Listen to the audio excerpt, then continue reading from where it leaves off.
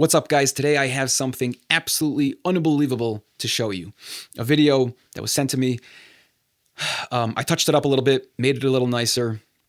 I cut it down. It was originally a 40-minute video. I cut it down to about 15, 16 minutes, and I want to show it to you. Just a little intro as to why I want to show this video. We are living right now, to anyone who really has their eyes open, we are living right now in the times of Geula, the final redemption. Whether the Geula is about to begin, whether it's already begun, doesn't matter so much. What matters is that right now is a time that every single Jew needs to understand is the moment we've been waiting for all of our history. And as we know from Chazal, from Tanach, there are supposed to be some unbelievable miracles taking place right before the Geula, or at the beginning of the Geula. And many people express, why should I come to Eretz Yisrael? Like, I'm waiting for Moshiach. When Moshiach, when the Geula is about to begin, there's going to be these unbelievable miracles that are going to be just completely undeniable. And when we see those miracles, we'll know that it's the time to come. But sometimes we get very caught up in our everyday lives, and many people are not properly observing what's going on around them. And there are some absolutely mind-blowing miracles taking place in front of our very eyes. And I think most Jews are completely oblivious to it. Now, I would hope that if you guys can really understand what's taking place in front of us, and that the prophecies and that these miracles that we've been waiting for thousands of years, if we can understand that they are literally happening right now, I hope that would inspire many people to rethink their lives and the future of their lives.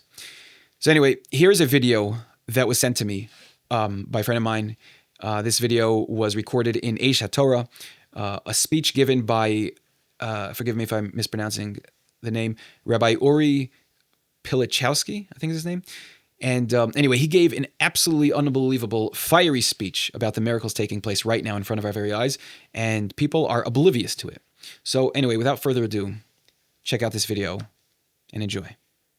And you can't really understand what miracles are without a great one-sentence definition of miracles. And I think that most of us, when we think about miracles, we tend to go with a superficial understanding. We don't really try to explain it in as precise and exact manner as possible. But nature is just what we've been observing over time. Certain patterns that we've been observing over time, regular patterns. We call that the natural world. The sun rises every morning. Nobody gets up in the morning and says, oh my gosh, the sun just rose. That's amazing. I didn't expect that. And then we write books about what we see all the time and explanations of how it's happening. We call those books science books. So when something happens out of the ordinary, a lot of times we'll say, whoa, that was unnatural. And we'll say maybe that was miraculous.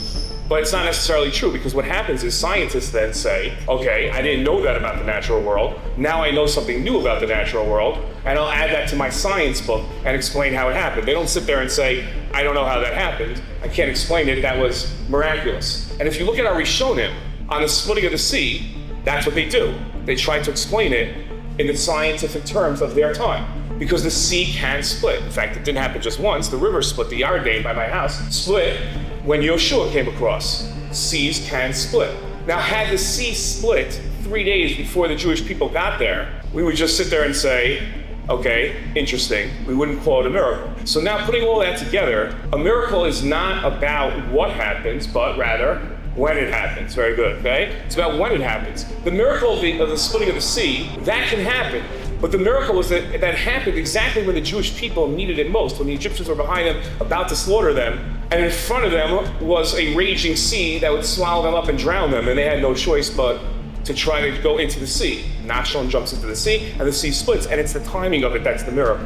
Miracles are by the timing, not by what happens. When we look at the splitting of the sea, and the Jewish people are on the other side now, and they've just watched their enemies drown in the sea as it crashes down, impeccable timing again, yet another miracle, you'd expect the Jewish people to be amazed, but they're not. They have absolutely no reaction. It requires Moshe and Miriam to come over to them and say, let's say Shira, let's say Hala, what we say Az Yashir, we see in the Chumash.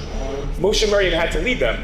And my question to you is, how did the Jewish people not know that they had just witnessed a miracle? How were they not in shock? How did they not say Shira on their own? Mordechai and Esther, right when the Jewish people needed They needed Achashverosh's ear, somebody that had the king's ear, because Haman was about to wipe them out. Of all the single women that are brought to the king from Ethiopia all the way to India, a Jewish woman is chosen, Esther is chosen. We read the Megillah, and as we go through, we're like, okay, Hashem did that, Hashem is doing that, Hashem is doing that, and it's just purely obvious to us. Mordechai comes to Esther and says, if you don't go to the king now, somebody else will go in your place. Who knows if it wasn't for this moment that you were chosen? Mordechai says to Esther, who knows? Now Mordechai is a prophet. Esther is a prophetess. If anyone knows, it's them. Mordecai's not being sarcastic. He wasn't sure. How can Mordechai and Esther not be sure that this was all being orchestrated by God? Mordechai says, who knows, maybe. Because there's a psychological phenomenon that when incredible, unnatural, out of the ordinary things are happening to us, whether they're traumatic or they're joyous, we can't understand it. We're processing the pain or the joy that we're going through. And we can't fathom it all at once.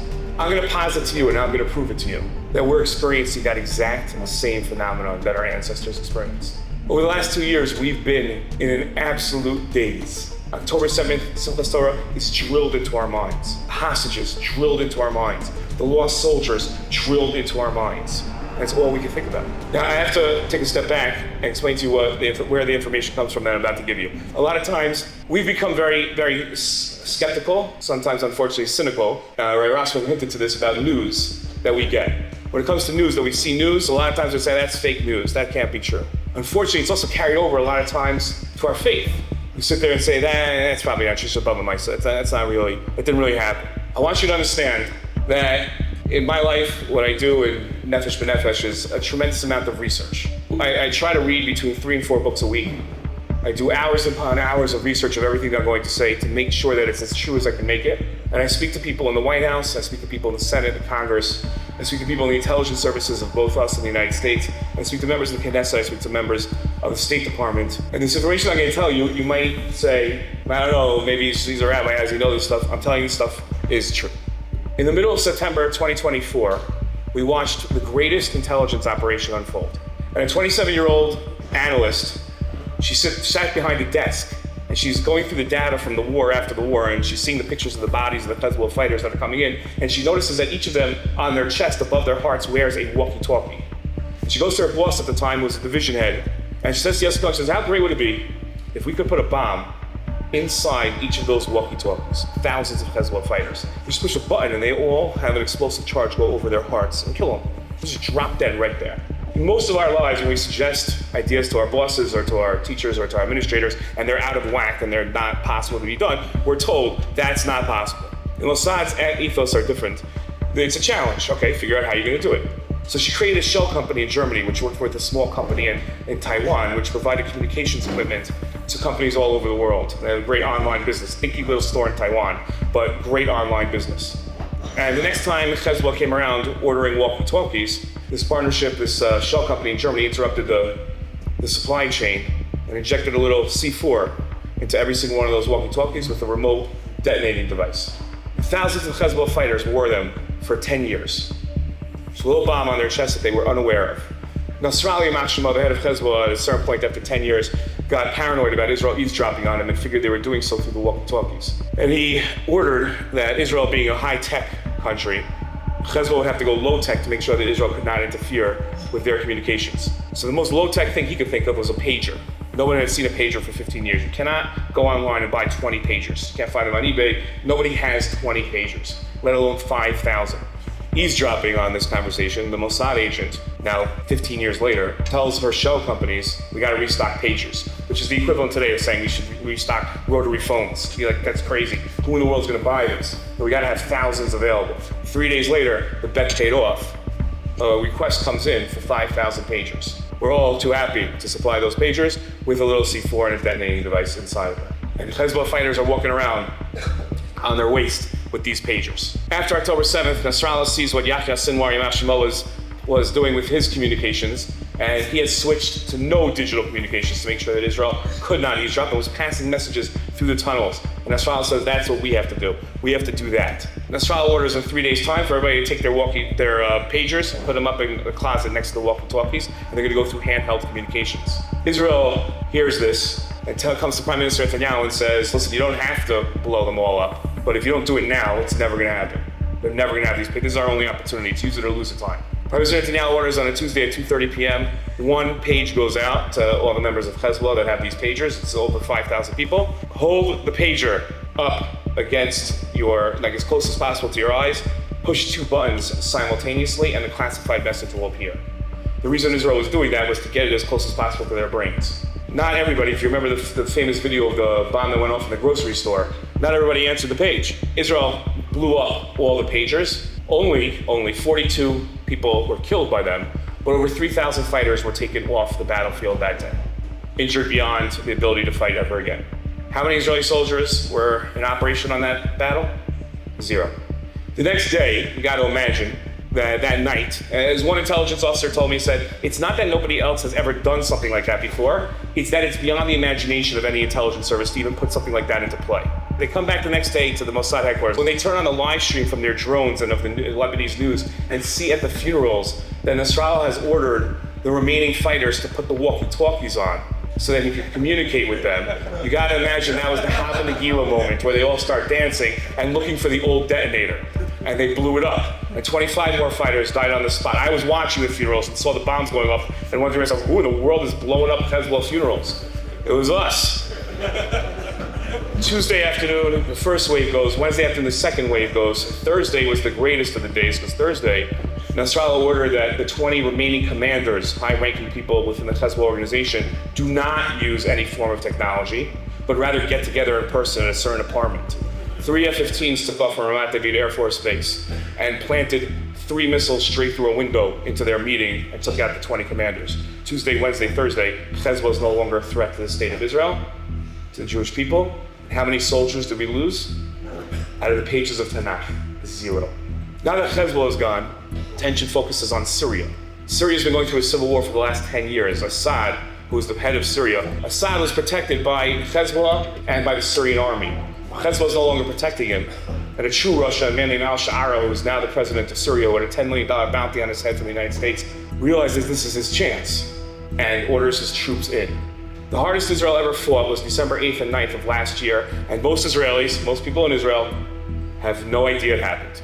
On December 8th and December 9th, as al-Sha'ara's forces came into Syria, everybody in the Kiryat, our Pentagon in Tel Aviv, realized, take out all the Syrian files. Every attack plan. It's absolute chaos there. Put them all into play right now. 350 planes go off on 350 missions. That, over the course of 48 hours, we bombed every single Syrian Air Force jet. None remained. We bombed every single Syrian Navy boat. None remain. We killed every single general and assassinated them. None remain. We killed every single nuclear scientist working on their nuclear weapons program. None remain. We killed every single chemical scientist working on Syria's chemical weapons, which they had and don't remain anymore, and they don't remain anymore. We killed everybody, took southern Syria for ourselves as a buffer zone. And how many soldiers fell in those battles as we raced across Syria, bombing them and assassinating their people? 0. Out of the pages of Tanakh, we did not lose one soldier in Syria. With Hezbollah and Syria out of the picture, Iran is left vulnerable. An F-35 fighter jet costs $235 million each. And for every hour that it's in the air, it requires 8 hours of maintenance. The United States Air Force, at any given time, its planes are in 51% readiness. That means they need double the amount of planes to fight a war, because 50% of the planes are always under maintenance. That's acceptable numbers for mechanical engineering for airplanes. That's how it works. When Prime Minister Netanyahu plans the attack on Iran, he's going to fly 200 planes, 4 hours, 2,000 kilometers to Iran, and then 2,000 back, another 4 hours. An hour over the air avoiding anti-aircraft fire. Stress on the airplane is tremendous. Stress on the pilot is tremendous. And the acceptable losses are 8 planes on every round of fighting. 8 planes will suffer mechanical failures. Just imagine how many times you've been on a passenger jet, which is a lot less complicated of an airplane, and the pilot announces, I'm sorry, we have like a 20, 30-minute delay. Something on the plane broke. You need to bring a mechanic out to fix it. For an F-35, 8 drop out of the plane on every round. Means we lose 8 pilots. 192 planes come back, 100 require more maintenance. Only 90 go back. Of the 90, another 8 drop. Over the course of 10 days, we're looking at 60 dead pilots, 60 lost planes, and about half the planes at any given time back on the runway for maintenance, some of them not being able to take off ever again. We suffered no losses. We didn't even have a plane that required significant maintenance. The way a mechanical engineer explained this to me is that it's impossible except that it happened. The American ambassador told me they still can't file reports. They don't know how to explain this. It's impossible for this to have happened. Impossible. We're not talking about it's unlikely, we're not talking about the odds are against it. We're talking about the manufacturer would tell you it's impossible. Today, the United States Air Force is rethinking its entire approach to how to fight wars and how to get 90% of its planes in the air every single time, just as we have. While we're doing this over Iran, we have 2 more operations going on. Operation Narnia and Operation Red Wedding, which kills all the scientists and all the generals in Iran. Nobody even knows this happened. We had soldiers everywhere. We had a base in Iran for years producing drones. In Iran, we had soldiers. It's amazing to think about how we did this. How many soldiers did we lose in the attacks on Iran? 0. The news put out a story, the Israeli news, because it's censored, that most of the missiles that came in from Iran were blown up by Iron Dome, by David Sling, or by Arrow. It's not true. They landed. And they landed hard. Our office, Nefesh B'Nefesh, we had a missile land across the street from us in Tel Aviv. Our office was out of commission for 2 months and needed 2 months worth of renovations. That's how hard these missiles hit. A missile hit a 30-story building in Tel Aviv where American military personnel stay. Half the building came down. Not one person went to the hospital. American engineers from the State Department went out the next day to look at it and said it's impossible. Soroka Hospital. The director of Soroka Hospital looked at one of its 8 buildings and saw it and said, if the missile hits this building, I don't know why he wasn't concerned about all the others, this will be bad. Empty the building. The next day it took a direct hit. Nobody was hurt. Not killed. Nobody was hurt because nobody was in the building. In Yerushalayim, this is going to scare some people, we have a funeral home called Shamgar. Shamgar also stores dead bodies. Shamgar was ordered by the Israeli government on Friday morning after the Thursday night attacks to order extra freezers for tens of thousands of bodies from Jerusalem. The American government told me the expected losses on the Iran attack back at us, listen, between 80 and 100,000 Israelis dead. 80 to 100,000. That's a lot of us. The Iran war, on the attack back against us, we lost less than 40 people. Can't explain that. February 20th, 2025, everybody knows what happened that day? That day, we should be saying Hallel, probably not based on the English date, but on the Hebrew date. So 9 o'clock that night, when 3 buses blew up in a parking lot in Bat Yam, and a woman found a bomb under her seat in another bus, and all the buses in Israel were told to pull over, and one more bomb was found. When you build a bomb, you gotta be really careful, because you make a mistake, and that's the end of you. The plan, 5 buses would blow up in downtown Tel Aviv, and they would kill 1,000 Jews, injure thousands more. Can you imagine another October 7th? But they made a mistake, an inexplainable mistake. Make it once, I can understand, but they made it 5 times in a row. And they set the bombs for instead of 9 a.m. for 9 p.m. So when they blew up, nobody was injured. Inexplainable. The last story I'm going to share with you, that they found Sinwar's plans. Yahya Sinwar was the head of Hamas, and they found his plans. And the plans were for the October 7th attack not to be on October 7th, but to be a coordinated attack. And listen very carefully to this. The coordinated attack was supposed to be Hamas doing what it did, Hezbollah firing 50 to 100,000 rockets at northern Israel and coming across the border, and Iran firing its ballistic missiles at us. Palestinians in Yehuda v'Shomron would have rebelled, would have gone town to town murdering. We would have had, at best, millions of dead Jews and still had our country. That's best case scenario. Expected scenario from that plan is there's no state of Israel, there's millions of dead Jews and millions of Jews being held hostage. What happens after that? Our nightmares can't fathom. For reasons we'll never know, Sinwar jumped the gun and went early without telling Hezbollah and Iran. And what should have been the end of us turned out to be an amazing Yeshua, an amazing salvation. Every single thing that we've had, every salvation, whether it's Hanukkah, Jews in Mitzrayim, Jews were killed, and we lost people. In modern times, the Yom Kippur War victory, 6-Day War, 1948, we lost 1% of the Jewish people in Israel. There's always loss, but there's also tremendous Yeshua. What we've experienced the last 2 years, can't fathom it because we're in it. It's hard for us to see it. But we've experienced the greatest miracles that we've seen in centuries. Ask yourself of the stories that I've told you tonight. If the Chashmonaim would come back in time and they would hear this talk tonight, would they not say, we're jealous of you? We took out one army. You took out 7. We had losses. You had very few to none in many of your wars. We can't see it. We're in it, but it's there, right in front of our face. Bisman hazeh are the tremendous miracles and nisim of Hashkafa that we've had over the last 2 years. If it wasn't Asr, we should be saying Hallel every single day. We should wake up and say, I'm Zochet to live at this time. Our grandchildren will look back at this time and they will ask us, how amazing was it to live at this time? And we're going to have to answer, you had to be there to see it. I hope you guys enjoyed that video. When I watched it, I was absolutely blown away. Now, I want to just again express that, many people are waiting for these great miracles to take place. And then we'll know that Moshiach is about to arrive and it's time to return to Eretz Yisrael. See, in Tanach, the prophets laid out for us. We don't have prophets nowadays. Many people say, we don't have prophets nowadays. How do we know? Well, the prophets, they wrote down, recorded, and laid out for us what is going to take place at the end of days. And when those great miracles take place, we'll know for sure that the Moshiach is about to come. Now, of these miracles, the 3 top miracles that are expressed by our prophets is the land, once again, being fruitful, which is something that is absolutely undeniable. Eretz Yisrael went from a complete desolate desert wasteland over the last 2,000 years. It is now producing in abundance. That is miracle number 1 we are witnessing. Miracle number 2 is the ingathering of the exiles. There are now 7.5 million Jews living in Eretz Yisrael. That is unbelievable. That is so shocking and unbelievable, it should shake every single Jew to their core. And miracle number 3 that we know is the miraculous wars that take place. And we're going to see an unbelievable salvation from HaKadosh Baruch Hu. After watching this video, I hope that many of you can now truly appreciate and understand that Hashem is performing those miracles.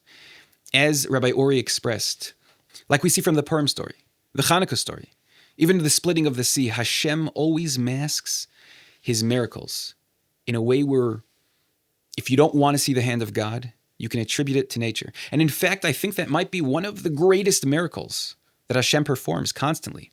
That Hashem can change the course of history. Hashem can create the greatest miracles that go completely against nature. And yet he can do it in a way that only if you're looking out for it will you truly see it. Now, really, what's the difference between the Jewish people and the nations of the world? See, everyone really experiences miracles in their life. You can ask your average Gentile. I'm sure most will tell you they've experienced miracles. But for a Jew, what a miracle means is not just seeing the miracle.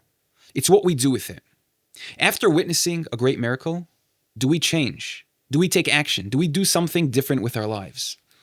When we watch all these great miracles taking place right now, the land bearing its produce once again, turning into an unbelievable, prosperous country, the ingathering of the exiles, 7.5 million Jews back in our homeland, and witnessing these unbelievable miracles that Hashem is performing for us in these times of war, when the entire world wants to destroy us.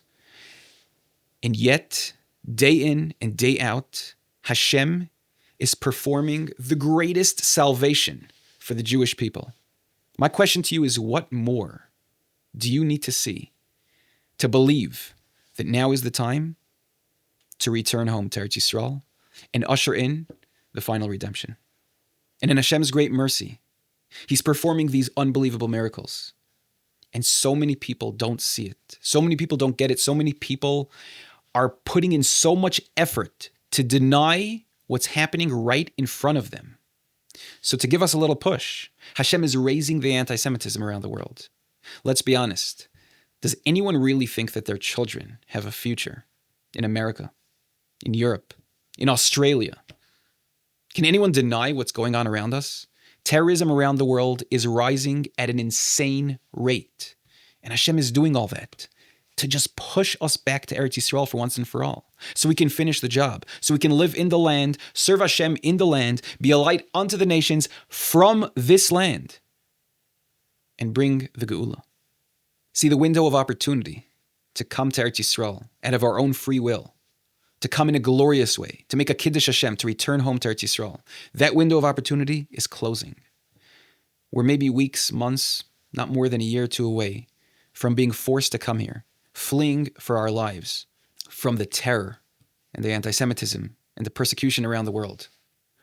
Why wouldn't Jews want to take this last opportunity to come home to our Father here in His land, to serve Him with all of our hearts and all of our souls? Why can't we see the signs that Hashem is performing for us?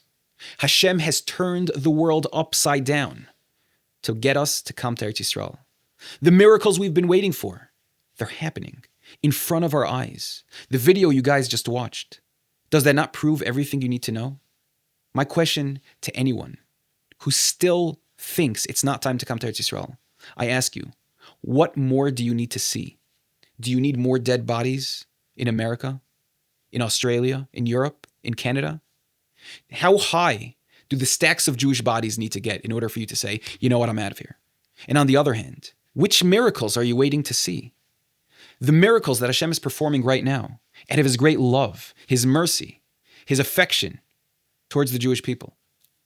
Is it not enough?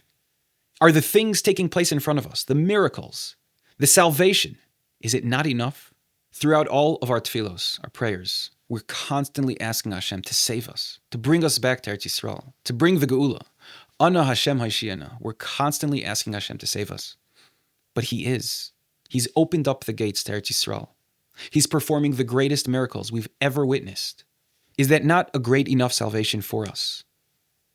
And I want to end with one interesting thing for many of you to think about. For those who might be waiting for the final great miracle, the eagles. We're waiting for the eagles because we know we're supposed to come here. Al Kanfei Nesharim. I want you to know something. The company that owns El Al Airlines, the company name is Kanfei Nesharim. So if you take a flight to Eretz Yisrael on an El Al airplane, you'll be coming here. Al Kanfei Nesharim. Chazak ve'amatz, guys. Be strong and courageous to see the signs of Hashem and actually do something about it. Hey guys, if you're enjoying these videos, if you're getting inspired, motivated, I ask, please share them with a friend, share them with your family. We're trying to get everyone, all the Jewish people, to move back to Eretz Yisrael. We're trying to bring the Geula. And if you aren't already, then please subscribe to the channel. It helps a lot. And unlike some other companies and organizations, I'm a one-man band for the most part. I write the scripts, record the videos, edit them.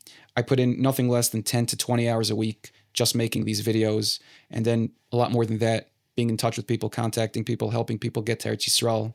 It's a lot of work, and I'm so happy to do it. It is the greatest opportunity I've ever had in my entire life to be part of making a change in Klal Yisrael. But I ask of anyone who'd like to partner with me, go to my website, homeboundisrael.com, make a donation. It helps immensely. All the money goes towards putting in more time, putting in more work, getting these messages out in front of more people, in front of more of Klal Yisrael. And again, every single dollar goes to making the greatest kiddush Hashem that the world has ever seen. Thanks, guys. Chazak ve'amatz. See you next time.